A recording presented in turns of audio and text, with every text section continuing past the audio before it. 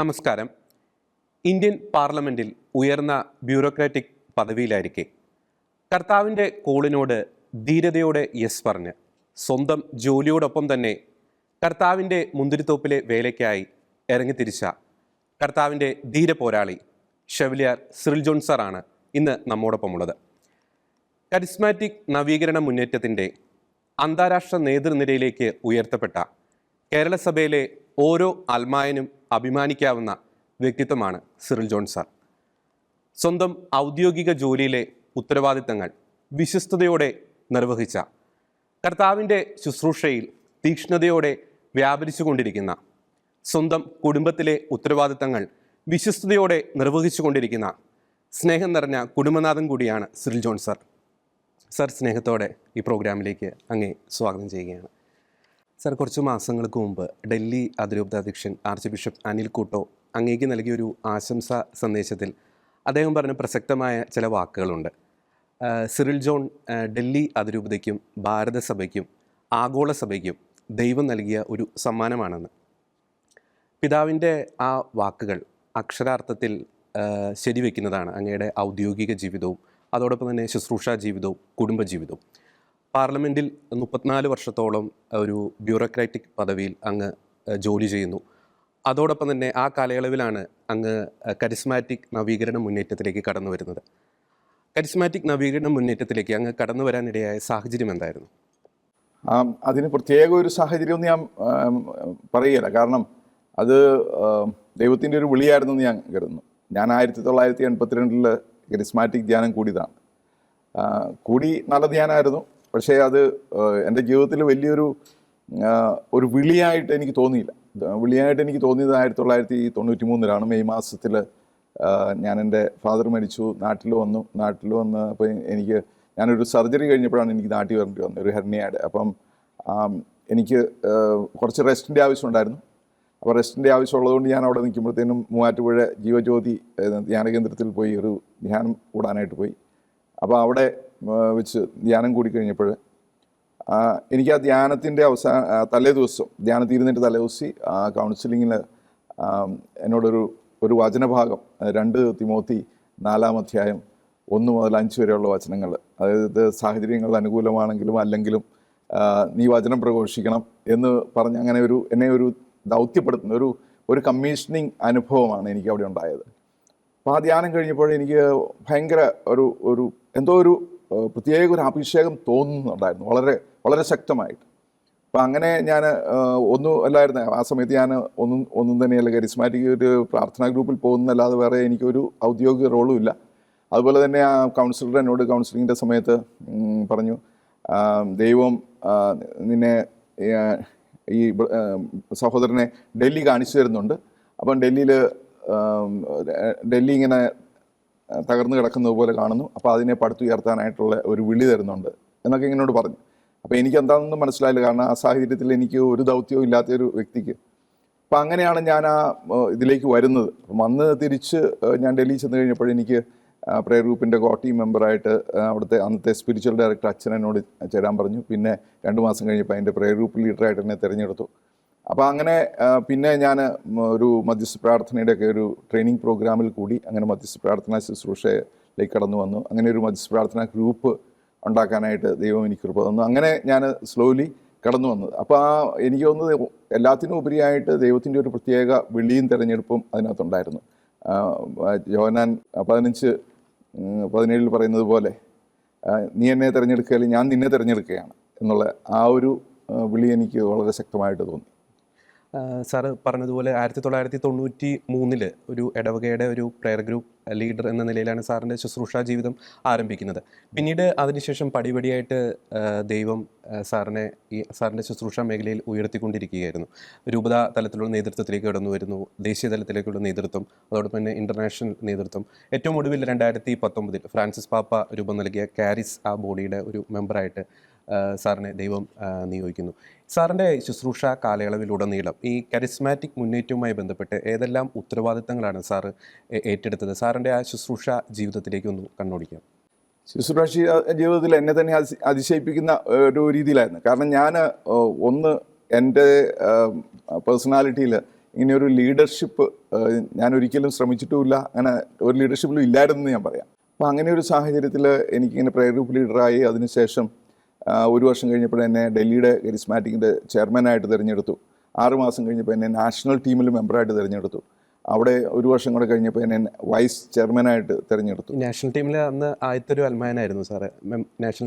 National team ചെയർമാനായിരുന്നു ആദ്യത്തെ അൽമാനായിരുന്നു. കഴിഞ്ഞ് 2002 national ടീമിൻ്റെ ചെയർമാനായിട്ട് തിരഞ്ഞെടുത്തു. അപ്പോൾ അത് കഴിഞ്ഞിട്ട് ഏകദേശം 1.5 വർഷം കഴിഞ്ഞപ്പോൾ എന്നെ ഇൻ്റർനാഷണൽ കൗൺസിലിലേക്ക് തിരഞ്ഞെടുത്തു. ആ കൗൺസിലിൽ ചെന്ന് കഴിഞ്ഞ് അധികം താമസിക്കാതെ ഞാൻ അതിൻ്റെ വൈസ് പ്രസിഡൻ്റായിട്ട് തിരഞ്ഞെടുത്തു. അപ്പോൾ അങ്ങനെ 7 വർഷത്തോളം ഞാൻ വൈസ് പ്രസിഡൻ്റായിരുന്നു. അതേ സമയത്ത് തന്നെ ഓഷ്യാനിയയുടെ ചെയർമാനായിട്ട് തിരഞ്ഞെടുത്തു. സിംഗപ്പൂർ ആയിരുന്നു എൻ്റെ ഓഫീസൊക്കെ. അപ്പോൾ അങ്ങനെ മുമ്പോട്ട് പോയി. അത് ഈ ഇൻ്റർനാഷണൽ കൗൺസിലിൻ്റെ, അതായത് ഇക്രസ് എന്ന് പറയുന്ന ബോഡിയുടെ ടേമൊക്കെ തീർന്നു കഴിഞ്ഞ് പരിശുദ്ധ പിതാവ് കാരിസ് എന്ന് പറയുന്ന ഒരു ബോഡി 2019 അത് സ്ഥാപിച്ചത്. പരിശുദ്ധ പിതാവിൻ്റെ നേരിട്ടുള്ള ഒരു ഇനിഷ്യേറ്റീവായിരുന്നു. അപ്പോൾ അങ്ങനെ ഇത് തുടങ്ങിക്കഴിഞ്ഞപ്പോൾ എന്നെ അതിൻ്റെ ഏഷ്യയുടെ റെപ്രസെൻറ്റേറ്റീവായിട്ട് അതിലേക്ക് തിരഞ്ഞെടുത്തു. അപ്പോൾ ഇത് ഇപ്പോഴും ഞാൻ അതിനകത്തുണ്ട്. അപ്പോൾ ഇങ്ങനെയാണ് ഈ ഔദ്യോഗിക കാര്യങ്ങളിൽ ശുശ്രൂഷാതലത്തിലുള്ള, പക്ഷേ നേതൃത്വ നിരയിലുള്ള റോളുകൾ ഇതൊക്കെയാണ് ഞാൻ വഹിച്ചിട്ടുള്ളത്. സാറേ പറഞ്ഞതുപോലെ ഈ കാരിസ്, അതിൻ്റെ ഒരു പ്രവർത്തനത്തെ പറ്റി ഒന്ന് വിവരിക്കാമോ? കാരിസ് പരിശുദ്ധ പിതാവ് എന്നോട് കരിസ്മാറ്റിക് നവീകരണത്തോടുള്ള പ്രത്യേക അഭിരുചിയും താല്പര്യവും വെച്ച് സ്ഥാപിച്ച ഒരു ബോഡിയാണ്. അപ്പോൾ അതിൻ്റെ ഉദ്ദേശം എന്ന് പറഞ്ഞാൽ, കരിസ്മാറ്റിക് നവീകരണം വളർന്നു വന്നപ്പോൾ കരിസ്മാറ്റിക് നവീകരണത്തിൽ പല ശുശ്രൂഷകൾ വളർന്നു വന്നു. ഇപ്പോൾ ഞാൻ ഇവിടെ ഷെക്കീന TV അല്ലെ ഷാലോം TV, ക്രിസ്ത്യൻ മിനിസ്ട്രി, ഇങ്ങനെ പലതും വന്നു. അപ്പോൾ ശരിക്കും പറഞ്ഞാൽ ഈ international Catholic charismatic renewal services, ഇക്രസ് എന്ന് പറയുന്നത് മെയിൻലി അത് പ്രയർ ഗ്രൂപ്പ് തലത്തിൽ നിന്നും രൂപീകരിക്കപ്പെട്ടതാണ്. അതേപോലെ തന്നെ വേറൊരു ബോഡി ഉണ്ടായിരുന്നു, അതായത് കവനൻ കമ്മ്യൂണിറ്റികളായിട്ട് ഫോം ചെയ്യുന്നവരുടെ വേറൊരു ബോഡി റോമിൽ തന്നെ അംഗീകരിച്ചിട്ടുണ്ട്. അപ്പോൾ 2 ബോഡികൾ ഇങ്ങനെ ഉണ്ടായിരുന്നു. അപ്പോൾ അതുകൊണ്ട് പരിശുദ്ധ പിതാവിന് തോന്നി ഇതും ഈ രണ്ടും പിന്നെ ഇതിന് പുറമേ നിൽക്കുന്ന മറ്റ് ശുശ്രൂഷകളും എല്ലാം കൂടെ ഒന്നിക്കേണ്ട ഒരു ആവശ്യമുണ്ട്. അതിനു വേണ്ടിയിട്ട് പരിശുദ്ധ പിതാവ് നേരിട്ട് ഇടപെട്ട് ഇങ്ങനെ രൂപീകരിച്ച ഒന്നാണ് കാരിസ് കരിസ്മാറ്റിക് ഇൻ്റർനാഷണൽ സർവീസ് എന്ന് പറയും. അപ്പോൾ അതിനൊരു 18 അംഗ ഒരു ബോഡിയാണുള്ളത്.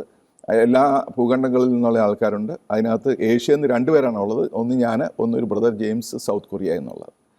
അപ്പോൾ അതിൻ്റെ ദൗത്യം എന്ന് പറഞ്ഞു കഴിഞ്ഞാൽ എല്ലാ കരിസ്മാറ്റിക് റിയാലിറ്റികളിലേക്കും നമ്മൾ ഇറങ്ങിച്ചെല്ലുക, അവരെ കഴിയുന്നിടത്ത് സഹകരിപ്പിച്ച്, അവരുടേതായ ഇൻഡിപെൻഡൻസും ഒക്കെ ഉണ്ട്, സഹകരിക്കാൻ താല്പര്യമുള്ള എല്ലാവരെയും സഹകരിപ്പിച്ച് ഒന്നിപ്പിച്ച് ക്രോഡീകരിച്ച് പോവുക എന്നുള്ളതാണ് പരിശുദ്ധ പിതാവിൻ്റെ ഉദ്ദേശം ഇങ്ങനെ ഒന്ന് സ്ഥാപിച്ചപ്പോൾ. സാറിപ്പം സാറിൻ്റെ ശുശ്രൂഷ ജീവിതത്തിൽ സാറ് വഹിച്ച പദവികളെക്കുറിച്ച് സാറ് പറഞ്ഞു. ഏകദേശം 34 വർഷത്തോളം സാറ് പാർലമെൻറ്റിൽ ഉയർന്ന ഒരു ബ്യൂറോക്രാറ്റിക് പദവിയിലാണ് സാറ് ജോലി ചെയ്തിരുന്നത്. സാറ് വിരമിക്കുമ്പോൾ ഏത് പദവിയിലായിരുന്നു സാറ് റിട്ടയർ ചെയ്തത്? ഞാൻ റിട്ടയർ ആകുമ്പോഴത്തേനും 2016 നവംബറിലാണ് ഞാൻ റിട്ടയർ ആയത്. ഞാൻ joint secretary and chief of protocol ആയിരുന്നു പാർലമെൻറ്റിൽ. അപ്പം ആ ഒരു പദവിയിലാണ് ഞാൻ റിട്ടയർ ആകുന്നത്. അതിൻ്റെ ഉത്തരവാദിത്തങ്ങൾ എന്തായിരുന്നു സാർ, ഒന്ന് വിവരിക്കാം? ഉത്തരവാദിത്തങ്ങൾ ഒന്ന് ചീഫ് ഓഫ് പ്രോട്ടോകോൾ എന്ന് പറഞ്ഞു കഴിഞ്ഞാൽ പാർലമെൻറ്റ് മറ്റെല്ലാ പാർലമെൻറ്റുകളുമായിട്ട് ബന്ധപ്പെടുന്ന അതിൻ്റെ റെസ്പോൺസിബിലിറ്റി എനിക്കായിരുന്നു. പിന്നെ ഒത്തിരി പാർലമെൻ്ററി ഓർഗനൈസേഷൻസ് ഉണ്ട്, ബോഡീസ് ഉണ്ട്, അതിൻ്റെയൊക്കെ മീറ്റിങ്സ് ഉണ്ട്. അപ്പോൾ അതിനൊക്കെ ഇൻ്റർനാഷണൽ, അപ്പോൾ അതിൻ്റെയൊക്കെ ചാർജ്. പിന്നെ ഈ പാർലമെൻറ്റ് ഡെലിഗേഷനായിട്ട് ഒരു പാർലമെൻറ്റിൽ നിന്ന് വേറെ പാർലമെൻറ്റിലേക്ക് പോകും. അപ്പോൾ അങ്ങനെയുള്ള അവിടെ നിന്നുള്ളവർ ഇങ്ങോട്ട് വരും. അപ്പോൾ അതൊക്കെ നോക്കുക എന്നുള്ള എൻ്റെ മേൽനോട്ടം മൊത്തം എൻ്റെ ചാർജായിരുന്നു. പിന്നെ അതുകൂടാതെ തന്നെ പാർലമെൻ്ററി കമ്മിറ്റികൾ ഉണ്ടായിരുന്നു.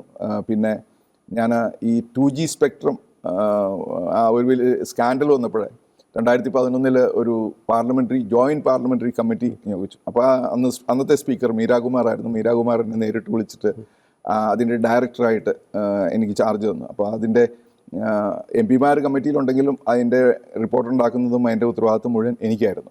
അപ്പോൾ അങ്ങനെ ഉണ്ടായിരുന്നു. അത് പിന്നെ കമ്മിറ്റി തീർന്നപ്പം അതിൻ്റെ ചാർജ് തീർന്നു.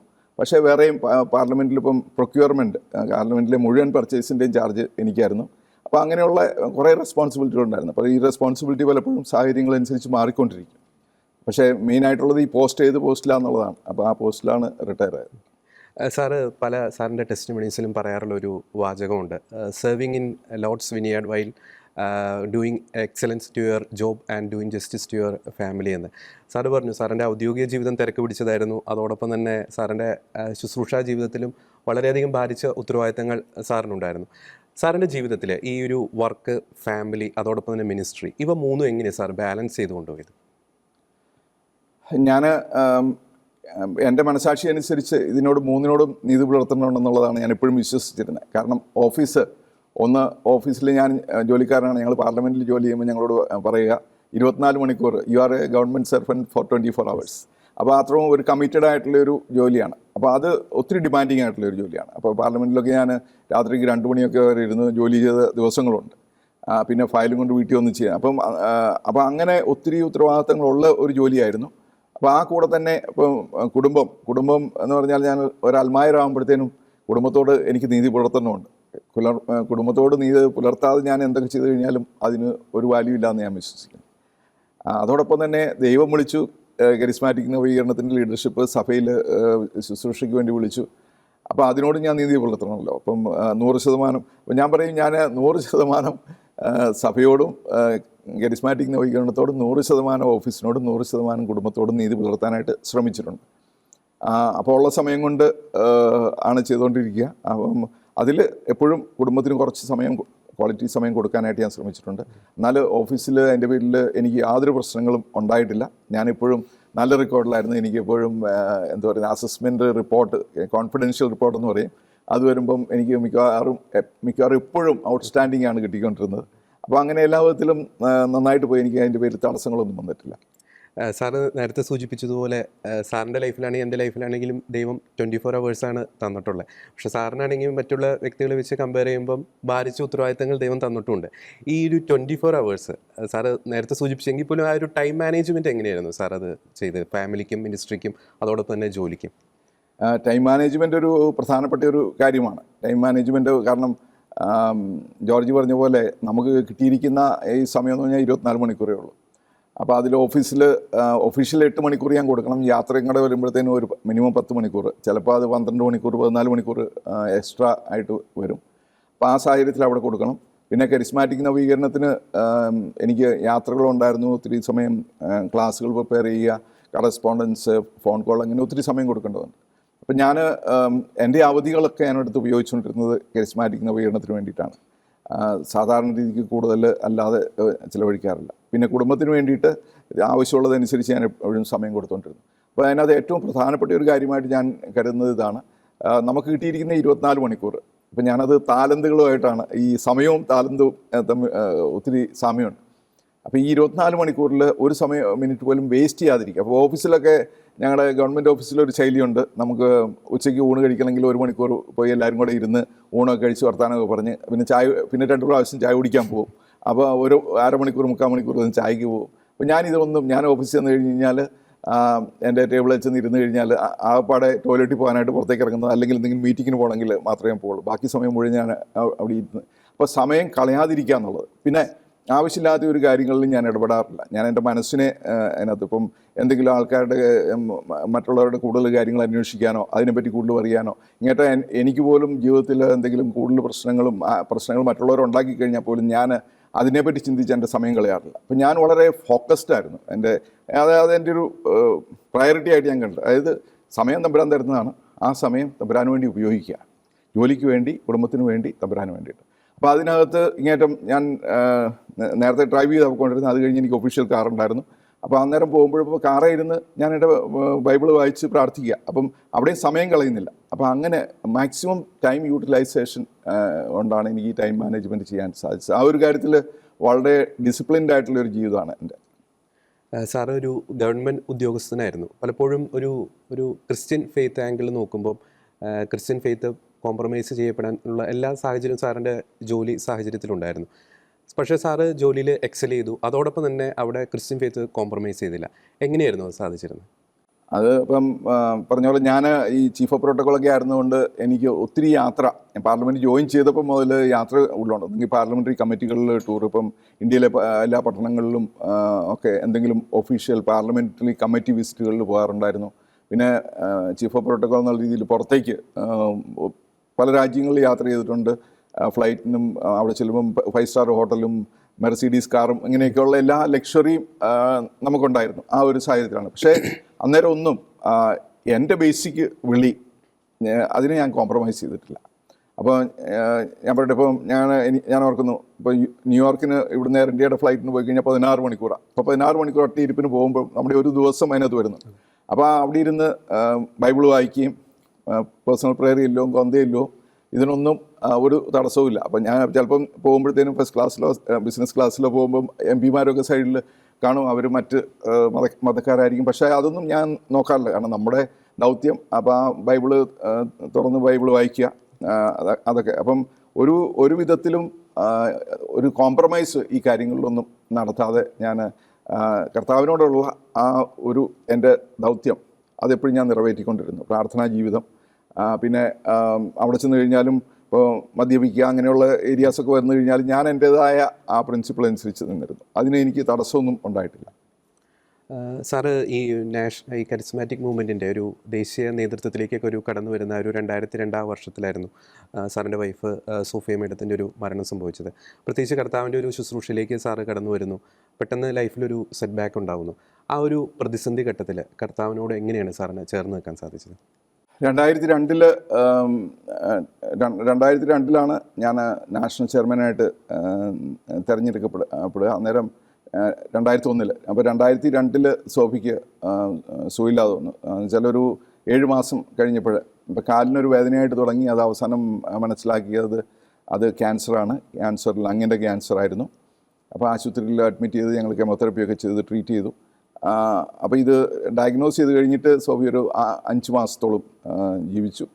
അപ്പോൾ ആ കാലഘട്ടത്തിൽ ഞാൻ സോഫിയെ ഞാൻ തന്നെ പേഴ്സണലി നോക്കുന്നുണ്ടായിരുന്നു. അപ്പോൾ അതൊരു വലിയൊരു ക്രൈസിസിൻ്റെ കാലഘട്ടം എന്ന് പറയാം. കാരണം ഒന്ന്, മക്കൾ 3 പേര് ചെറുതാണ്. ഏറ്റവും മൂത്തയാൾ 10ാം ക്ലാസ്സിൽ പഠിക്കുന്നു, ഏറ്റവും ഇളയാൾ 3ാം ക്ലാസ്സിൽ പഠിക്കുന്നു. ഒരാണും 2 പെൺമക്കളുമായിരുന്നു. അപ്പോൾ സോഫിയുടെ കാര്യം നോക്കുക. അപ്പം അന്നേരം ഒത്തിരി പേര് പ്രാർത്ഥിക്കുന്നുണ്ടായിരുന്നു, കർത്താവ് ഇടപെടും, ഒരു സൗഖ്യം ലഭിക്കും എന്നുള്ളത് നമ്മളൊരു പ്രത്യാശയിലാണ് മുമ്പോട്ട് പോകുന്നത്. അപ്പോൾ ആ സാഹചര്യത്തിൽ എനിക്ക് കിട്ടിയിരുന്ന ഒരു ബോധ്യം ഇതാണ്, അതായത് എൻ്റെ കർത്താവ് അറിയാതെ എൻ്റെ ജീവിതത്തിൽ ഒന്നും നടക്കുകയില്ല. ഞാനത് വളരെ ഉറച്ച ബോധ്യം എനിക്കുണ്ടായിരുന്നു. അതായത് ഇപ്പോൾ സോഫിക്ക് ഒരു അസുഖം വന്നു. അപ്പോൾ പലരും പറഞ്ഞു സിറിലിന് ഇങ്ങനെ സംഭവിച്ചു. ഇത് കണ്ടിട്ട് വിശ്വാസത്തിൽ നിന്ന് വിട്ടുപോയവരുണ്ട്. കാരണം ഇത്രയും കർത്താവിന് വേണ്ടി ഓടി നടന്ന ഒരു വ്യക്തിയുടെ ജീവിതത്തിൽ കർത്താവ് പരിപാലിച്ചില്ല, അല്ലെങ്കിൽ കർത്താവ് അവനെ ഇത്രയും കൈവിട്ടു എന്നുള്ള ഒരു ഫീലിംഗ് പലർക്കും വന്നു. പക്ഷേ അന്നേരവും എന്നെ എൻ്റെ ദൈവം കൈവിട്ടിട്ടില്ല എന്നുള്ളത് അത് ആ ഒരു ബോധ്യമായിരുന്നു. അത് ഞാൻ വെറുതെ പറയല്ല, നല്ല ഉറച്ച ബോധ്യമായിരുന്നു. എൻ്റെ ജീവിതത്തിൽ എൻ്റെ കർത്താവ് അറിയാതെ ഒന്നും നടക്കുകയില്ല. അപ്പം സോഫിക്ക് അസുഖം എന്നെങ്കിൽ ദൈവം അറിഞ്ഞിട്ടാണ്. അപ്പം ദൈവത്തിന് അതിനകത്തൊരു പദ്ധതിയുണ്ട്.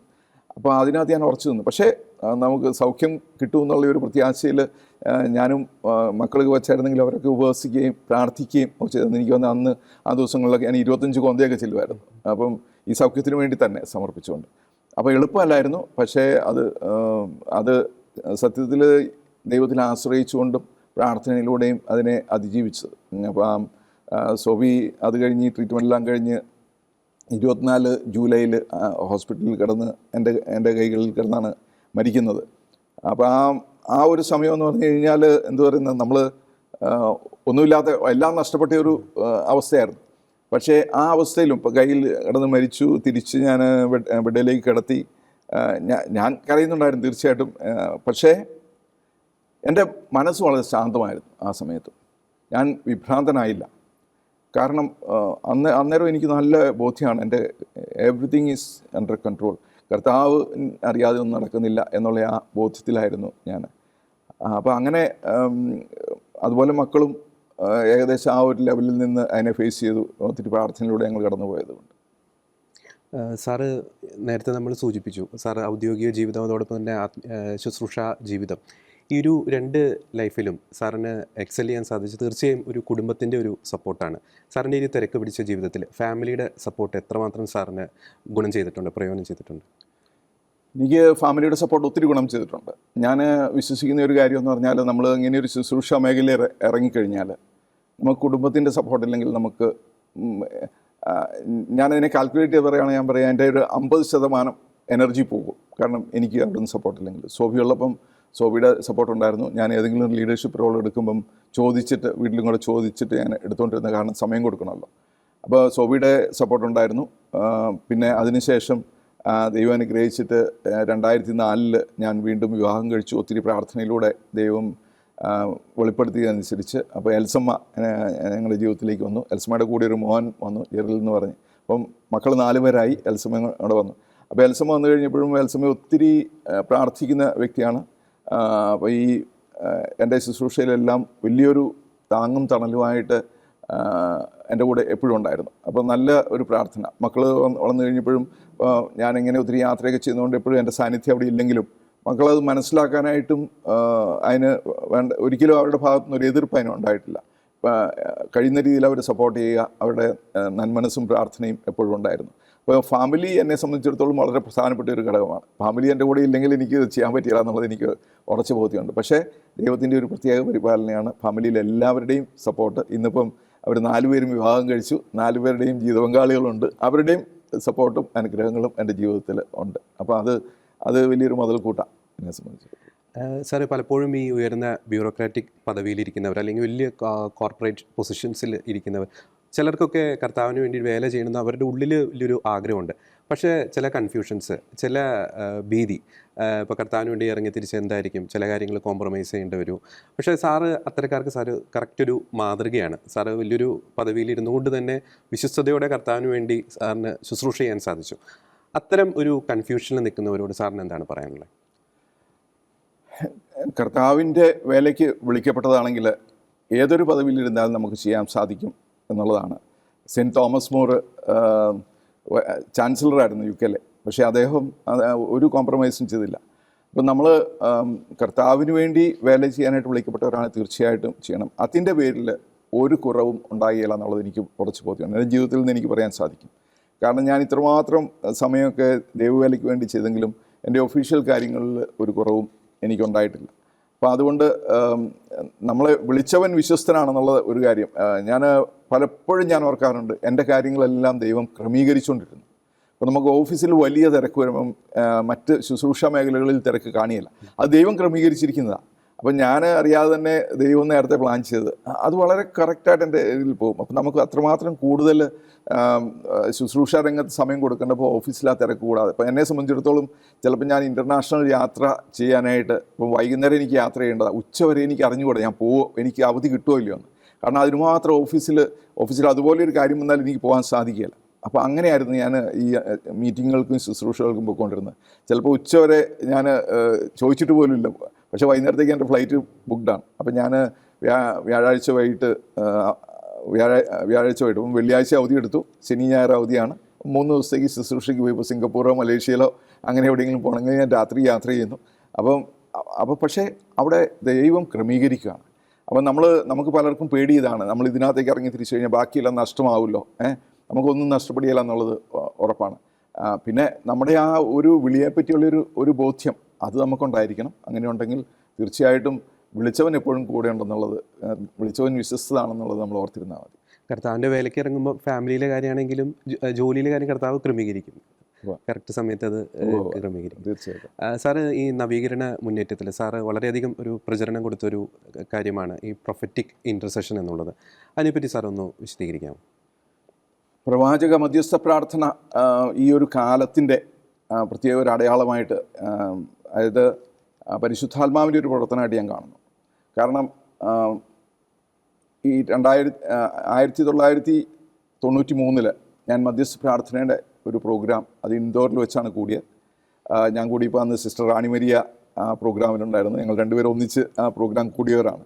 അതിനുശേഷം കമ്മ്യൂണിക്കേഷനൊക്കെ ഉണ്ടായിരുന്നു. അപ്പോൾ സിസ്റ്റർ റാണിമരിയ തിരിച്ച് ചെന്നിട്ട് സോഷ്യൽ സർവീസ് മേഖലയിൽ കൂടുതൽ ഊർജ്ജസ്വലതയോടെ പ്രവർത്തിച്ചു. ഞാൻ തിരിച്ചു വന്നു കഴിഞ്ഞിട്ട് ഈ മധ്യസ്ഥ പ്രാർത്ഥനയുടെ ഏരിയയിൽ തിരിച്ച് വന്ന് അവിടെ കിട്ടിയ പ്രബോധനങ്ങൾ തിരിച്ചു കൊണ്ടുവന്ന് ഞങ്ങളൊരു ചെറിയൊരു ഗ്രൂപ്പ് വിളിച്ച് അവരുടെ അടുത്ത് 2 ദിവസം ക്ലാസ് എടുത്ത്, പിന്നെ അവസാനം എൻ്റെ 2ാമത്തെ ദിവസം ഞങ്ങളൊരു ഡൽഹി ക്രൂസൈഡേഴ്സ് എന്ന് പറഞ്ഞൊരു മധ്യസ്ഥ പ്രാർത്ഥന മിനിസ്ട്രി ഉണ്ടാക്കി. അത് ഇന്നും ഉണ്ട്. അപ്പോൾ അങ്ങനെ 1993 തുടങ്ങുന്നത്.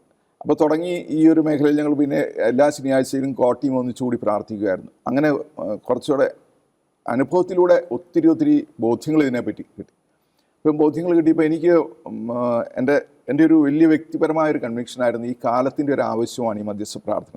നമ്മൾ ഒത്തിരി വെല്ലുവിളികൾ കാണുന്നുണ്ടല്ലോ, സഭയിലുണ്ട്, ലോകത്തിലുണ്ട്, നമ്മുടെ രാജ്യത്തുണ്ട്, നമ്മുടെ കുടുംബങ്ങളിലുണ്ട്. അപ്പോൾ ഇതിനകത്തൊക്കെ എന്ന് പറഞ്ഞു കഴിഞ്ഞാൽ ഒത്തിരി സാത്താനിക് അല്ലെങ്കിൽ ഈവിൾ ഫോഴ്സസിൻ്റെ ആണ് ഒത്തിരി പ്രവർത്തനങ്ങളും ഒക്കെ. അപ്പോൾ ഇതിനകത്ത് ശരിക്കും ഒരു മധ്യസ്ഥ പ്രാർത്ഥന മിനിസ്ട്രിക്ക് ഒത്തിരി ദൗത്യമുണ്ട്. അപ്പോൾ ആ ഒരു ബോധ്യം എനിക്ക് ഒത്തിരി വളർന്നുകൊണ്ടിരുന്നു. അപ്പോൾ അതനുസരിച്ച് ദൈവം എനിക്ക് ഒത്തിരി ബോധ്യങ്ങൾ തന്നുകൊണ്ടിരുന്നു, ഒത്തിരി ഉൾക്കാഴ്ചകൾ. ശരിക്കും പറഞ്ഞാൽ മധ്യസ്ഥ പ്രാർത്ഥനയെ പറ്റി വലിയ ഒത്തിരി പുസ്തകങ്ങളൊന്നുമില്ല, പ്രത്യേകിച്ച് നമ്മുടെ കാത്തലിക് ചർച്ചിനകത്ത് കരിസ്മാറ്റിക് പോലും ഇല്ല.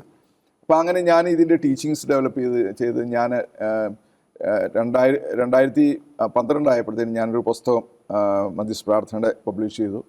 അത് പബ്ലിഷ് ചെയ്ത് കഴിഞ്ഞിട്ട് അതിപ്പോൾ ഒരു 14 ഭാഷകളിൽ, അത് 16 ഭാഷകളിൽ അത് ട്രാൻസ്ലേറ്റ് ആയിട്ടുണ്ട്.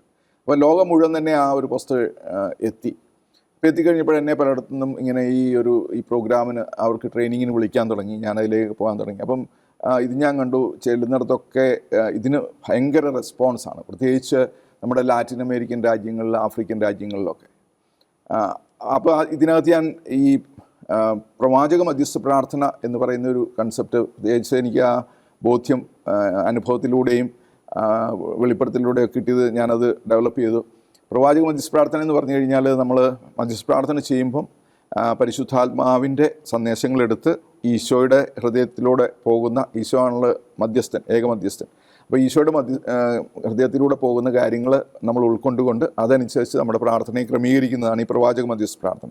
അത് മറ്റേ മധ്യസ്ഥ പ്രാർത്ഥനയിൽ നിന്നും വലിയ വ്യത്യാസമൊന്നുമില്ല, എത്രയേ ഉള്ളൂ. നമ്മളെ മറ്റേ മധ്യസ്ഥ പ്രാർത്ഥന, സാധാരണ മധ്യസ്ഥ പ്രാർത്ഥന നമ്മൾ ചെയ്യുമ്പോൾ നമ്മുടെ ആവശ്യങ്ങളും നമുക്കറിയാവുന്ന വ്യക്തികൾ നമ്മളോട് പറഞ്ഞ ആവശ്യങ്ങളുമാണ് നമ്മൾ പ്രാർത്ഥനയുടെ വിഷയമാക്കുന്നത്. പക്ഷേ ഇതിനകത്ത് നമ്മൾ വിഷയമാക്കുന്നത് മറ്റുള്ളവർക്ക് വേണ്ടി നമ്മൾ പ്രാർത്ഥിക്കുന്നുണ്ട്, അവർ പറയുന്നതനുസരിച്ച്, പക്ഷേ നമ്മൾ ഈശോയുടെ സന്ദേശം എടുത്തിട്ട് ഈശോ പറയുന്നതനുസരിച്ച് നമ്മൾ ക്രമീകരിക്കുകയാണ് ചെയ്യുന്നത്. അതാണ് പ്രവാചക മധ്യസ്ഥ പ്രാർത്ഥന.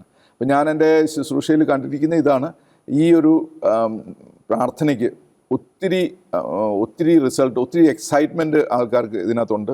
ചെയ്യുന്നവർ ഒത്തിരി അനുഭവത്തിലേക്ക് കിടന്നു വന്നിട്ടുണ്ട്. അപ്പം ഞാൻ വീണ്ടും അനുഭവത്തിൻ്റെയൊക്കെ അടിസ്ഥാനത്തിൽ ഞാൻ രണ്ടാമതൊരു പുസ്തകങ്ങൾ എഴുതി, പ്രൊഫറ്റിക് ഇൻ്റർസെഷൻ, പ്രവാചക മധ്യസ്ഥ പ്രാർത്ഥന. അതും ഏകദേശം ഇപ്പോൾ 12 ഭാഷകളിലേക്ക് ട്രാൻസ്ലേറ്റ് ആയിട്ടുണ്ട്. അപ്പോൾ അങ്ങനെ ഇതുവഴി എനിക്ക് ഈ ഒരു കൺസെപ്റ്റ് ഒത്തിരി പ്രചരിപ്പിക്കാൻ സാധിച്ചു. പക്ഷേ ഇതിനകത്ത് ഞാൻ ഒന്ന് കണ്ടത് എന്താണെന്ന് വെച്ചാൽ, ഇതിന് ഒത്തിരി സ്വീകാര്യത ലഭിച്ചിട്ടുണ്ട് ലോകം മുഴുവൻ. അതെ, ഇത് ശരിക്കും പ്രൊമോട്ട് ചെയ്തത്, വളർത്തിയതും ആ കൺസെപ്റ്റ് ഡെവലപ്പ് ചെയ്തത് ഞാനാണ്.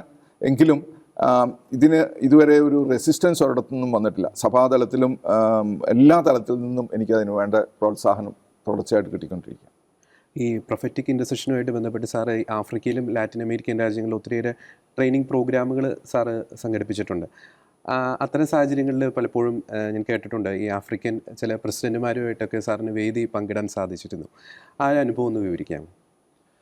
ഞാൻ ഇതുവരെ 64 രാജ്യങ്ങളിൽ പോയിട്ടുണ്ട്, വചനം പ്രഘോഷിക്കാനായിട്ടും ഒക്കെ ആയിട്ട്. അപ്പം ഞാൻ കണ്ടത് ഒത്തിരി എല്ലാ ഭൂഖണ്ഡങ്ങളിലും പോയിട്ടുണ്ടെങ്കിലും ഏറ്റവും കൂടുതൽ എക്സൈറ്റ്മെൻ്റ് ഉള്ള 2 ഭൂഖണ്ഡങ്ങൾ ഇതാണ്, ലാറ്റിൻ അമേരിക്കയും ആഫ്രിക്കയാണ്. അവിടെയുള്ളവർക്ക് ഈ ഒരു കൺസെപ്റ്റ് ഭയങ്കര ആവേശമാണ് അവർക്ക്. അപ്പോൾ ഇങ്ങനെ തലവന്മാർക്ക് വേണ്ടിയിട്ട് നേരിട്ട് പ്രാർത്ഥിച്ച 2 അവസരങ്ങളാണ് ഉണ്ടായിരുന്നത്. അല്ലാതെ രാഷ്ട്രതലവന്മാരായിട്ട് നമ്മൾ പ്രാർത്ഥനയിൽ പ്രാർത്ഥിച്ചു അത്ഭുതങ്ങൾ ഉണ്ടായത് പലതുണ്ട്, അതൊന്നും എല്ലാം വിവരിക്കാൻ ഇവിടെ സമയമില്ല. പക്ഷേ ഞാൻ ബോത്സ്വാനയിൽ ചെന്നപ്പോൾ, അവിടുത്തെ ബോത്സ്വാനയിൽ പോയത് 2017 ഞങ്ങളവിടെ പ്രോഗ്രാം നടത്തുമ്പോൾ ഞങ്ങൾ സാധാരണ ഈ 6 ദിവസത്തെ പ്രോഗ്രാമിൽ എവിടെയെങ്കിലുമൊക്കെ സ്ഥലങ്ങളിൽ പോയി നമ്മൾ പ്രാർത്ഥിക്കും, ഏതെങ്കിലും വെന്യൂസിൽ പോയി. അപ്പോൾ പോകുമ്പോഴത്തേനും നമ്മൾ ഗവൺമെൻറ് ഓഫീസ്, ഇപ്പം ഡൽഹിയിലാണെങ്കിൽ രാഷ്ട്രപതി ഭവൻ, അപ്പോൾ അതിൻ്റെ ദൂരെ എവിടെയെങ്കിലും നിന്ന് പ്രാർത്ഥിക്കും. അപ്പോൾ അതുപോലെ അവിടുത്തെ പ്രസിഡൻറ്റ് ഓഫീസിൽ ഒന്ന് ലിസ്റ്റിലുണ്ടായിരുന്നു. പ്രസിഡൻറ്റിൻ്റെ ഓഫീസിലേക്ക് അവിടുത്തെ ബിഷപ്പ് എഴുത്തെഴുതി ഞങ്ങളിങ്ങനെ ഞങ്ങളുടെ ഒരു ടീമോടെ പ്രാർത്ഥിക്കാൻ വരുന്നു. അപ്പോൾ ഇങ്ങോട്ട് മെസ്സേജ് തലേദിവസം വന്നു, പ്രസിഡൻറ്റും വരും. അപ്പം നമ്മളൊരിക്കലും പ്രസിഡൻറ്റിനെ പ്രതീക്ഷിക്കുന്നില്ല. അപ്പം പ്രസിഡൻറ്റും പ്രാർത്ഥനയിൽ പങ്കുചേരും എന്ന് പറഞ്ഞ്, അപ്പോൾ അവരൊരു ടെൻറ്റുമൊക്കെ കെട്ടി, പ്രസിഡൻ്റ് ഓഫീസിൻ്റെ പുറത്ത് തന്നെ ടെൻറ്റുമൊക്കെ കെട്ടി ഞങ്ങളവിടെ ചെന്ന് കഴിഞ്ഞപ്പോൾ പ്രസിഡൻറ്റ് വന്നു ഇരുന്നു. അപ്പം ഞാനായിരുന്നല്ലോ പ്രയർ ലീഡ് ചെയ്യുന്നത്. അപ്പം ഞാനാണ് പ്രയർ ലീഡ് ചെയ്ത് തുടങ്ങിയത്. പിന്നെ അവിടുത്തെ സ്പിരിച്വൽ ഡയറക്ടറും ഒക്കെ പങ്കുചേർന്നു. അപ്പം ഞങ്ങൾ പ്രസിഡൻറ്റിന് വേണ്ടിയും രാഷ്ട്രത്തിന് വേണ്ടിയും പ്രാർത്ഥിച്ചപ്പോൾ പ്രസിഡൻറ്റ് അവിടെ ഉണ്ടായിരുന്നു.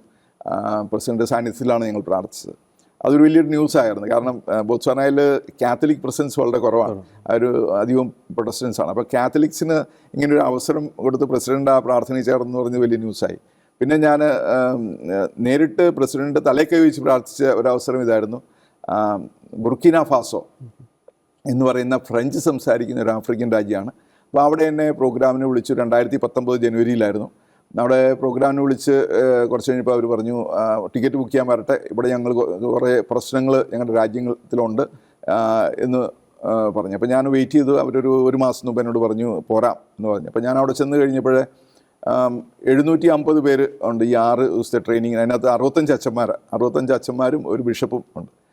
അപ്പോൾ ഞങ്ങൾ വൈകുന്നേരങ്ങളിൽ ഇവർ പാരീഷുകളിൽ പോയിട്ട് നമുക്ക് പ്രാർത്ഥിക്കാനായിട്ട്, അപ്പോൾ രാജ്യത്തിന് വേണ്ടി പ്രാർത്ഥിക്കാം. അപ്പോൾ അവിടുത്തെ രാജ്യത്തുണ്ടായിരുന്ന അന്നത്തെ പ്രശ്നം എന്ന് പറഞ്ഞു കഴിഞ്ഞാൽ അവിടെ ജിഹാദികൾ, ഇങ്ങനെ ടെററിസ്റ്റ് അവിടുത്തെ ഒഫീഷ്യൽ ആർമീനെ കൊല്ലുകയും ആക്രമിക്കുകയും ചെയ്തുകൊണ്ടിരിക്കുകയായിരുന്നു.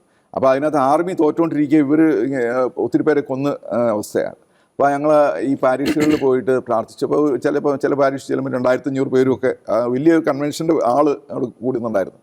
അപ്പോൾ ഞങ്ങളവിടെ ചെന്നൊരു 8:30-9 മണി മുതൽ രാത്രി 12 മണി വരെയൊക്കെ പ്രാർത്ഥിക്കുക. അപ്പോൾ ഇത് ന്യൂസ് പേപ്പറിൽ വരാൻ തുടങ്ങി.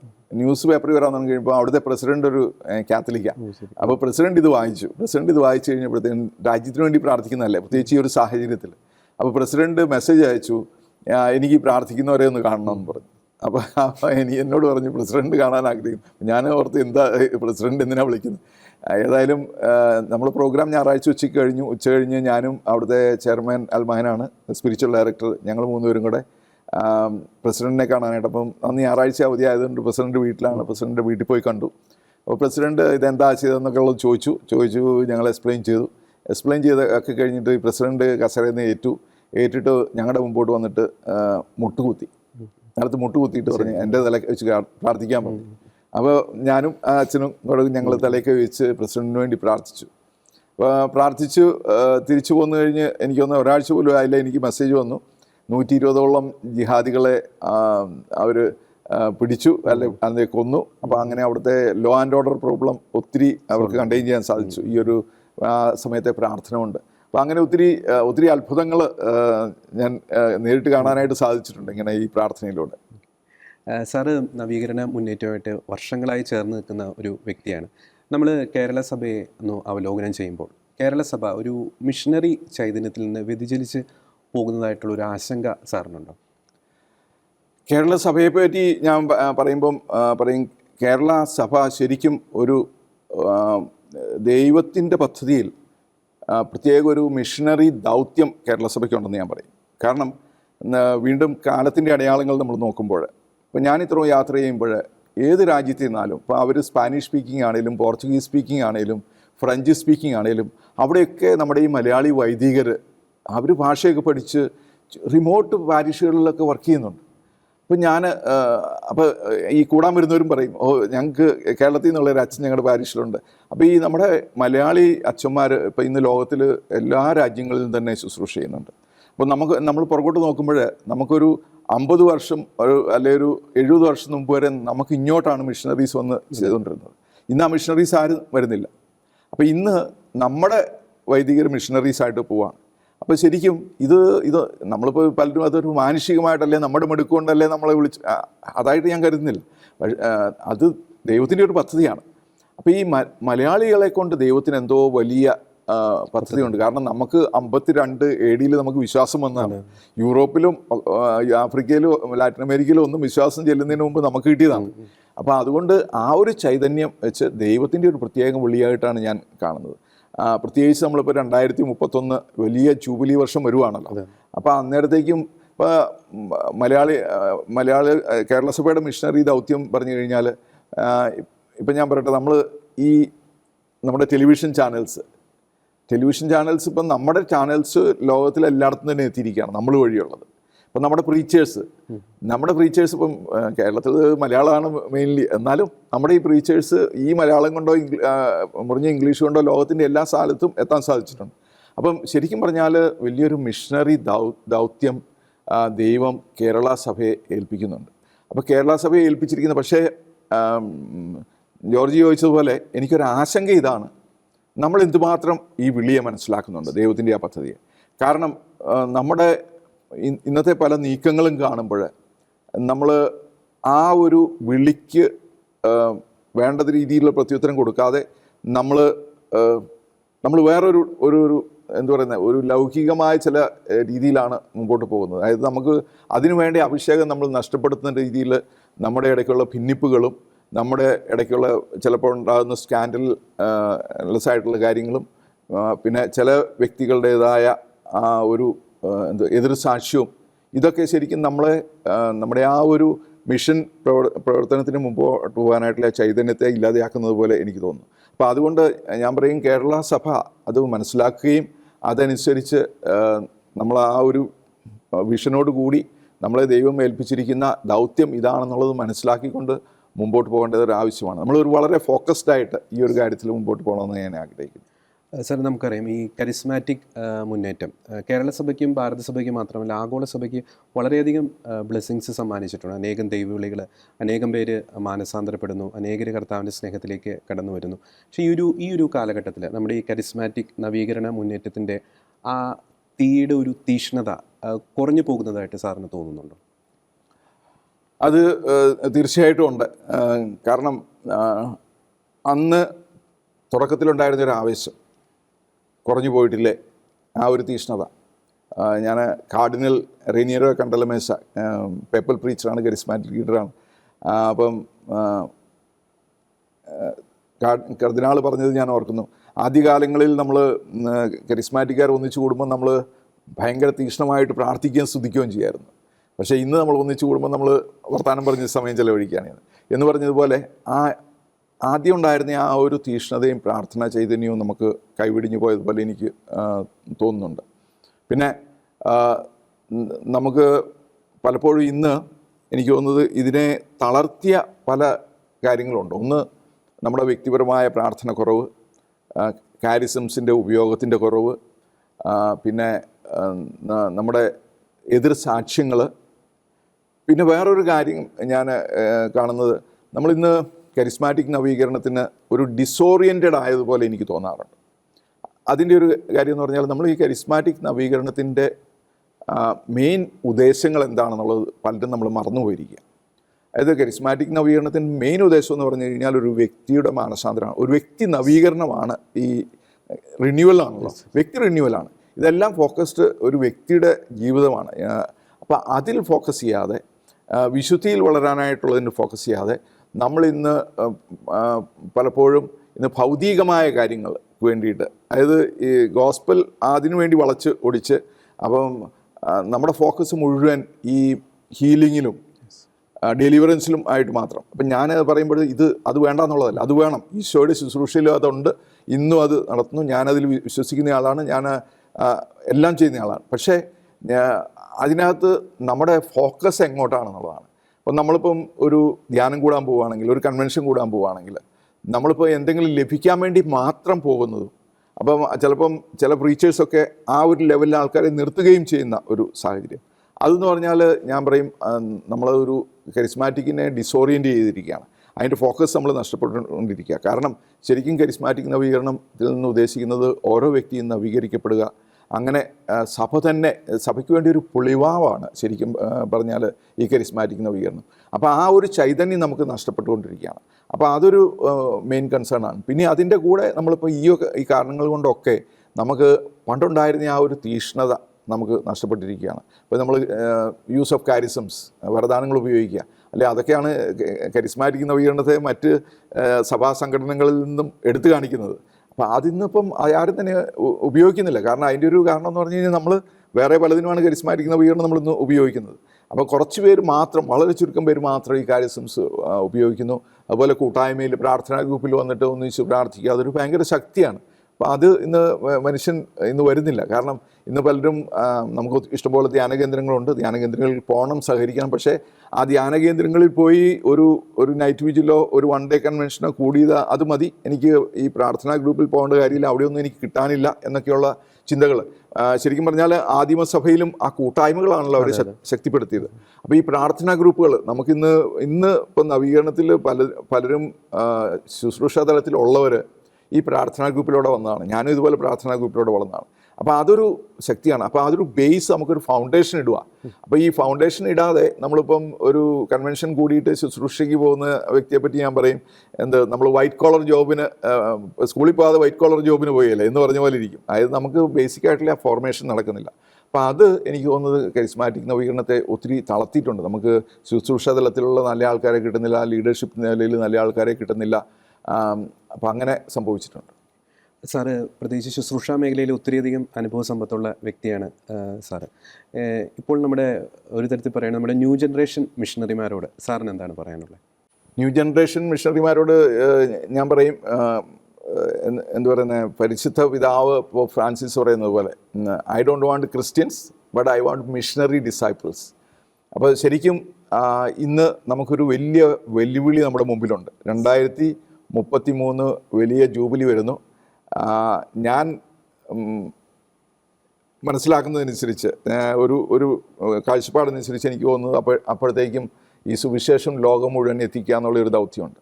അപ്പോൾ ഇന്ന് നമുക്ക് ഈ യുവജനങ്ങൾക്ക് അത് ചെയ്യാൻ സാധിക്കുക, പ്രത്യേകിച്ച് ഇന്നത്തെ ന്യൂ ജനറേഷന്.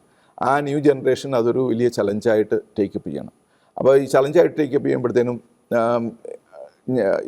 നമുക്കറിയാമല്ലോ, ഈ അപ്പസ്തോല പ്രവർത്തനത്തിൽ നമ്മൾ കാണുന്നുണ്ട്, ഈ ശിഷ്യന്മാർ ഇത്രയും നാൾ ഈശോയുടെ പുറകെ നടന്നിട്ടും അവർ പെന്തക്കോസ്ത അനുഭവം വരുന്നത് വരെ അവർക്ക് ഒന്നും ചെയ്യാൻ സാധിച്ചില്ല. അപ്പോൾ ശരിക്കും സഭയിൽ വേണ്ടത് ഒരു പുതിയ പെന്തക്കോസ്തയാണ്.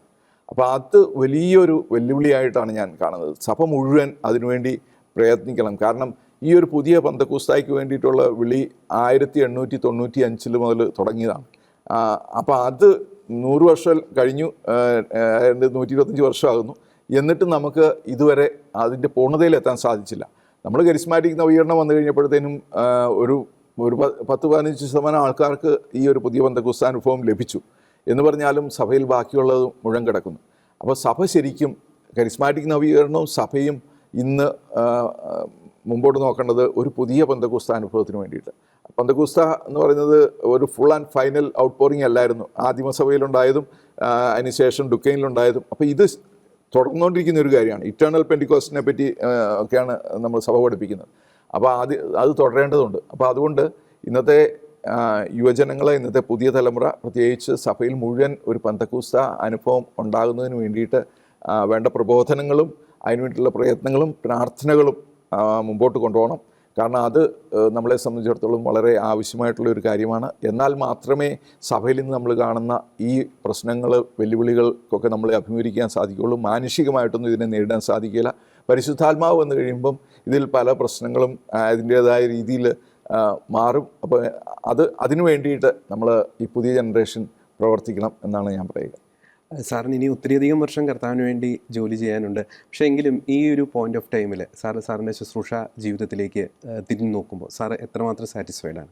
ഞാൻ വളരെ സാറ്റിസ്ഫൈഡ് ആണെന്ന് ഞാൻ പറയും. കാരണം എൻ്റെ പരിമിതമായ സാഹചര്യങ്ങളിൽ നിന്നുകൊണ്ട്, ഞാൻ ഡൽഹിയിൽ, ഇപ്പോൾ കേരളത്തിലെ പോലെ ഒരു സാഹചര്യമല്ല, ഡൽഹിയിൽ ഒരു സാഹചര്യത്തിൽ നിന്നുകൊണ്ട്, ഒരു സർക്കാർ ജോലിയിൽ നിന്നുകൊണ്ട്, കുടുംബമൊക്കെ ആയിട്ട് എനിക്ക് എൻ്റെ പരമാവധി എനിക്ക് ചെയ്യാൻ സാധിച്ചു.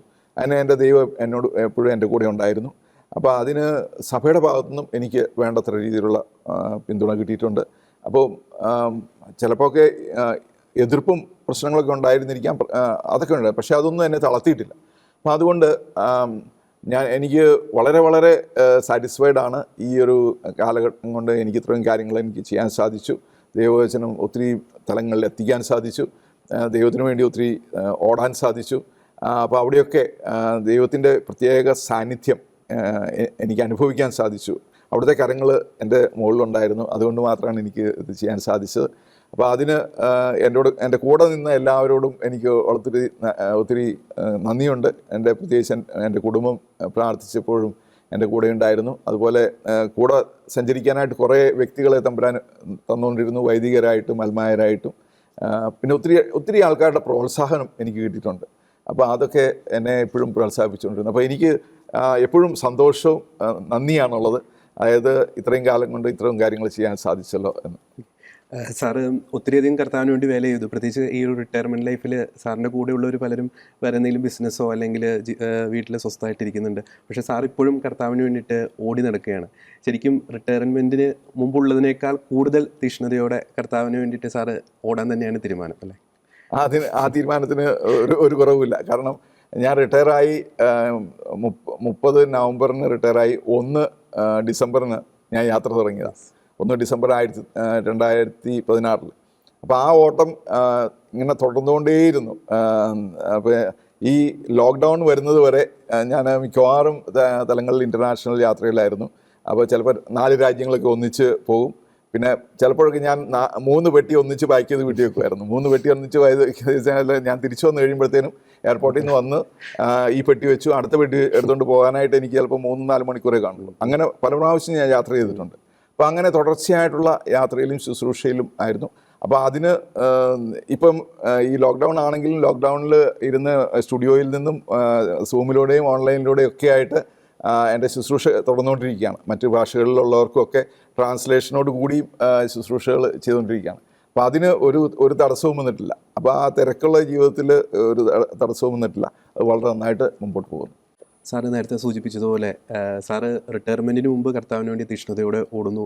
റിട്ടയർമെൻറ്റിന് ശേഷം അതിനേക്കാൾ ഇരട്ടി തീക്ഷ്ണതയോടെ കർത്താവിന് വേണ്ടിയിട്ട് വേല ചെയ്യുന്നു. ഈ ഒരു വേലയിൽ സാറിന് ശക്തി നൽകുന്നത് എന്തൊക്കെ ഘടകങ്ങളാണ്? എനിക്ക് ഉന്നതങ്ങളിൽ നിന്നുള്ള ശക്തിയില്ലെങ്കിൽ ഇത് ചെയ്യാൻ സാധിക്കില്ല എന്നുള്ളത് ഉറപ്പാണ്. കാരണം ഞാനിപ്പോൾ ഓഫീസിലൊക്കെ ഉള്ള സമയത്ത് ഞാൻ പലപ്പോഴും 4 മണിക്കൂർ 3 മണിക്കൂറൊക്കെ ഉറങ്ങിക്കൊണ്ട് ഓടുന്ന ഒത്തിരി ദിവസങ്ങളുണ്ടായിരുന്നു. അപ്പോൾ ഉറക്കം ശരിക്കും ഒരു കോംപ്രമൈസ് ചെയ്തിട്ടുണ്ട്. അപ്പോൾ അങ്ങനെ നോക്കുമ്പോൾ ഇപ്പം ഞാൻ വ്യാഴാഴ്ച രാത്രി ഡൽഹിയിൽ നിന്ന് യാത്ര ചെയ്ത് പോയി ഏതെങ്കിലും ഒരു സ്ഥലത്തെത്തി വെള്ളിയാഴ്ച, ശനി, ഞായർ, തിങ്കൾ, ഞായർ വരെ ശുശ്രൂഷ ചെയ്തു. ഞായറാഴ്ച രാത്രി ഫ്ലൈറ്റിന് കയറി പലപ്പോഴും നേരെ ഓഫീസിലേക്ക് പോകുന്ന സാഹചര്യങ്ങളുണ്ട്. ലഗേജ് എവിടെയെങ്കിലും ഇട്ടിട്ട് നേരെ ഓഫീസിലേക്ക് പോകുന്നു. അപ്പം അങ്ങോട്ട് പോകുമ്പോഴും ഇങ്ങോട്ട് വരുമ്പോഴും ഉറങ്ങാൻ സാധിക്കുന്നില്ല, ഫ്ലൈറ്റിലാണ്. അപ്പോൾ അങ്ങനെയൊക്കെയുള്ള ശാരീരികമായിട്ട് തളർച്ച തോന്നത്തക്ക വിധത്തിലുള്ള ഒത്തിരി സാഹചര്യങ്ങളുണ്ടായിരുന്നു. പക്ഷേ എന്നെ ശക്തിപ്പെടുത്തിക്കൊണ്ട് പോയത് ഒന്ന് ഞാൻ എൻ്റെ വ്യക്തിപരമായ പ്രാർത്ഥന ഞാൻ ഏത് സാഹചര്യത്തിലും മുടങ്ങാതെ അതിനകത്ത് വിശ്വസ്തത കാണിച്ചിരുന്നു. പക്ഷേ ഒരു 15 വർഷം മുമ്പ് ഒരു സാഹചര്യത്തിൽ തിരക്ക് കൂടിക്കഴിഞ്ഞപ്പം എനിക്ക് അതിനോട് വിശ്വസ്തത പുലർത്താൻ സാധിക്കാതെ കുറച്ച് നാളെ കൊണ്ട് മുമ്പോട്ട് പോയി കഴിഞ്ഞപ്പോൾ എനിക്ക് സെൻറ്റ് ജോൺ ക്രിസോസ്റ്റത്തിൻ്റെ ഒരു വാക്ക്, ഒരു കൊട്ടേഷൻ എന്നെ ഒത്തിരി സ്ട്രൈക്ക് ചെയ്തു. അതായത് വെള്ളത്തിലല്ലെങ്കിൽ മീൻ ഒത്തിരി പിടിച്ചു നിൽക്കാൻ സാധിക്കില്ല, അതുപോലെ നമുക്ക് പ്രാർത്ഥനയില്ലാതെ നമ്മുടെ ഓട്ടത്തിൽ നമുക്ക് പിടിച്ചു നിൽക്കാൻ സാധിക്കില്ല എന്നുള്ള ഒരു കൊട്ടേഷൻ എന്നെ ഒത്തിരി സ്ട്രൈക്ക് ചെയ്തു. അപ്പോൾ ശരിക്കും എന്നോട് സംസാരിക്കുന്നത് പോലെ, അതായത് നീ ഇങ്ങനെ ഓടിക്കഴിഞ്ഞ് കഴിഞ്ഞാൽ നിനക്ക് അത് ഇന്നാൾ നിൽക്കാൻ സാധിക്കില്ല എന്നുള്ളത്. അപ്പോൾ എനിക്കത് മനസ്സിലായി. ഈ ഒരു സ്പിരിച്വൽ ഓട്ടത്തിൽ നമുക്ക് പ്രാർത്ഥനയുടെ ശക്തിയില്ലെങ്കിൽ നമുക്ക് എവിടെയെങ്കിലും ചെന്ന് ഒന്ന് വീഴും, എവിടെയെങ്കിലും അടി കിട്ടും. അപ്പോൾ അതുകൊണ്ട് ഒരു കാര്യത്തിൽ ഞാൻ വളരെ വിശ്വസ്തത പുലർത്തിക്കൊണ്ട് പോകുന്നു. അപ്പോൾ അതെൻ്റെ ഒരു വലിയൊരു ശക്തിയാണ്. പിന്നെ രണ്ടാമത് വെച്ചാൽ എന്നെക്കൊണ്ട് പറ്റുന്ന രീതിയിൽ കർത്താവിനോട് വിശ്വസ്തത പുലർത്താം. അപ്പം ഞാനത് പറയുമ്പം വെച്ചാൽ ഞാനൊരു 100% വിശ്വസ്ത പുലർത്തി എന്ന് ഞാൻ പറയില്ല, പക്ഷേ 100% ഞാൻ ശ്രമിച്ചെന്ന് പറയാം. അതായത് ഞാൻ ഇപ്പം എല്ലാ കാര്യങ്ങളിലും ഇപ്പം നമ്മൾ കരിസ്മാറ്റിക്കിലൊക്കെ വരുമ്പോഴത്തേനും ലീഡർഷിപ്പിലൊക്കെ ഉള്ളപ്പോൾ ഇപ്പോൾ സാമ്പത്തിക മേഖലകളിൽ, വ്യക്തിബന്ധത്തിൻ്റെ മേഖലകളിലൊക്കെ നമ്മൾ അതായത് ദൈവസന്നിധിയിൽ നിരക്കാത്തതായിട്ടൊന്നും ചെയ്യാതെ ആ ഒരു കാര്യത്തിൽ ഞാൻ വളരെ ശ്രദ്ധിച്ചിരുന്നു. അതായത് നമ്മുടെ ജീവിതം ഒരു നീതിമാനായിട്ട് ജീവിക്കുക എന്നുള്ളത്. അപ്പോൾ ആ ഒരു കാര്യത്തിൽ ഞാൻ വളരെ ശ്രദ്ധിച്ചിരുന്നു.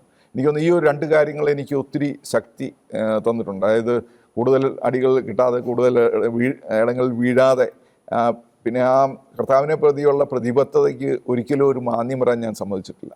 അപ്പോൾ അത് വന്നിട്ടുമില്ല. അത് ചിലർ പറയില്ല, ഒരു ഡ്രൈ സ്പെല്ല്, ഒന്നും ചെയ്യാൻ മേലാത്ത അവസ്ഥ.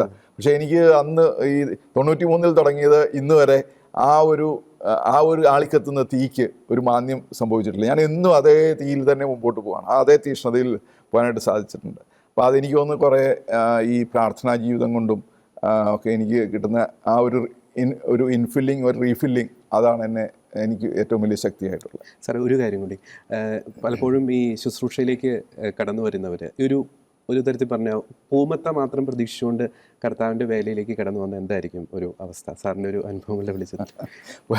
പൂമത്ത മാത്രം ധരിച്ചു വന്നു കഴിഞ്ഞാൽ ഒരിക്കലും നടക്കില്ല. കർത്താവിൻ്റെ ശുശ്രൂഷയിൽ സഹനം ഉണ്ടായിരിക്കും. കർത്താവിൻ്റെ ശുശ്രൂഷ ഇഷ്ടംപോലെ സഹനം കാണും. എനിക്കിഷ്ടംപോലെ സഹനങ്ങൾ, ആൾക്കാരുടെ എതിർപ്പുകൾ, അല്ലെങ്കിൽ ആൾക്കാരുടെ അവഹേളനങ്ങൾ, പിന്നെ ബ്ലോക്ക് ചെയ്യാനായിട്ടുള്ള ശ്രമങ്ങൾ ഒക്കെ ഞാൻ കണ്ടിട്ടുണ്ട്. പക്ഷേ ഇതൊന്നും കണ്ടിട്ട് ഞാൻ പുറകോട്ട് പോയിട്ടില്ല. അപ്പം ഞാൻ എപ്പോഴും ഇത് നമ്മുടെ ശുശ്രൂഷയുടെ ഭാഗമാണെന്ന് ഞാൻ കണ്ടുകൊണ്ട്, കാരണം കർത്താവിന് വേണ്ടി ശുശ്രൂഷ ചെയ്യുമ്പം ഇതൊക്കെ നമ്മുടെ പുണ്യാന്മാരുടെ ജീവിതം കണ്ടു കഴിഞ്ഞാലും ഒക്കെ നമുക്കറിയാം. അപ്പം അത് കണ്ടുകൊണ്ട് ഞാൻ ഒരിക്കലും തളരാതെ മുമ്പോട്ട് പോയിട്ടുണ്ട്. അപ്പം ഈ ഒരു പ്രശ്നങ്ങളൊന്നും എന്നെ തളർത്താനായിട്ട് ഞാൻ അനുവദിച്ചിട്ടില്ല. അപ്പം അങ്ങനെ നോക്കുമ്പോഴത്തേനും പൂമത്തെ ഒരിക്കലും ഉണ്ടാകുകയില്ല. അപ്പം നമ്മൾ അതിനുവേണ്ടി നോക്കുകയും വേണ്ട. പൂമത്തെ എന്തെങ്കിലും നമുക്ക് കിട്ടണമെങ്കിൽ സ്വർഗത്തിൽ ചെല്ലുമ്പോഴല്ലേ കിട്ടുന്നത്. അപ്പോൾ അതുവരെ നമ്മൾ ഓടിക്കൊണ്ടിരിക്കുക. അപ്പോൾ അതിനകത്ത് എതിർപ്പുകളുണ്ടാകാം, തടസ്സങ്ങളുണ്ടാകാം. ആ തടസ്സങ്ങളൊക്കെ അഭിമുഖീകരിച്ച് മുമ്പോട്ട് പോകുക എന്നുള്ളത് നമ്മുടെ ദൗത്യമാണ്. പക്ഷേ that is part of the ministry. അത് എപ്പോഴും കാണും. കർത്താവിൻ്റെ വേലയിൽ എങ്ങനെ വിശ്വസ്തയോടെ വ്യാപരിക്കാം എന്നതിനെപ്പറ്റി ചില വിലപ്പെട്ട പാഠങ്ങളാണ് ഷെവലിയർ സിറിൽ ജോൺ സാർ നമ്മോട് പങ്കുവച്ചത്. കർത്താവിൻ്റെ വേലയിൽ വ്യാപൃതനായിരിക്കുമ്പോൾ തന്നെ ഔദ്യോഗിക ജോലിയിലും കുടുംബജീവിതത്തിലും വിശ്വസ്തയോടെ ഉത്തരവാദിത്തങ്ങൾ വിശ്വസ്തയോടെ നിർവഹിച്ച് എങ്ങനെ ജീവിക്കാം എന്നതിനെപ്പറ്റിയും സാർ നമ്മോട് പങ്കുവച്ചു. കരിസ്മാറ്റിക് നവീകരണ മേഖലയിൽ സാറിൻ്റെ തുടർന്നുള്ള എല്ലാ ശുശ്രൂഷകൾക്കും എല്ലാ ആശംസകളും നേരുകയാണ്.